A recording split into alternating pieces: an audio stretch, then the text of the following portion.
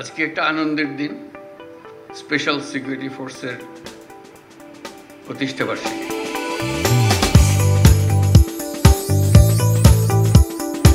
অন্তর্বর্তীকালীন সরকারের প্রধান উপদেষ্টা অধ্যাপক doctor Mohammad Yunus social security ফোর্সের সদস্যদের জনবিচ্ছিন্ন না হয়ে বরং জনসংযোগ ও নিরাপত্তার মেলবন্ধনের মধ্যে দায়িত্ব পালনের আহ্বান জানিয়েছেন। স্পেশাল সিকিউরিটি ফোর্সের ৩৯তম প্রতিষ্ঠা বার্ষিকী উপলক্ষে আজ বুধবার প্রধান উপদেষ্টার কার্যালয়ে শাপলা হলে আয়োজিত প্রধান উপদেষ্টার দরবার অনুষ্ঠানের বক্তব্যে তিনি একথা বলেন।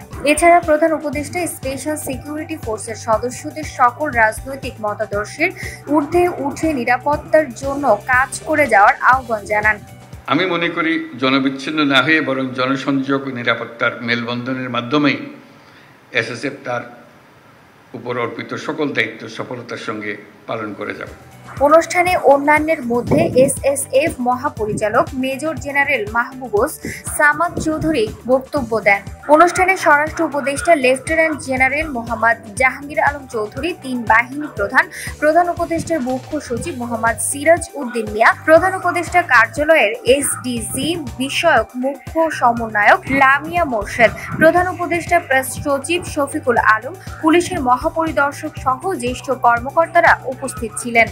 এসএসএফ এর ৩৯তম প্রতিষ্ঠা বার্ষিকী উপলক্ষে আয়োজিত আজকের এই অনুষ্ঠানে আপনাদের সদয় উপস্থিতি এবং বিশেষ করে মাননীয় প্রধান উপদেষ্টাকে তার সানুগ্রহ উপস্থিতির মাধ্যমে আজকের এই অনুষ্ঠানকে অলংকৃত করার জন্য আন্তরিক ধন্যবাদ জানাচ্ছি। এসএসএফ এর মূল উদ্দেশ্য হল রাষ্ট্রপতি, প্রধান উপদেষ্টা বা প্রধানমন্ত্রী এবং রাষ্ট্র ঘোষিত অতি গুরুত্বপূর্ণ ব্যক্তির সার্বক্ষণিক এবং সর্বাবস্থায় নিরাপত্তা প্রদান করা।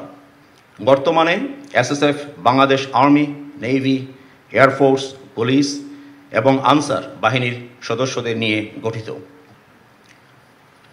মাননীয় প্রধান উপদেষ্টা বিশেষ নিরাপত্তা বাহিনী অধ্যাদেশ ২০২১ মোতাবেক এসএসএফ এর তত্ত্বাবধান ও নেতৃত্ব প্রধান উপদেষ্টা বা প্রধানমন্ত্রীর উপর ন্যস্ত করা হয়েছে।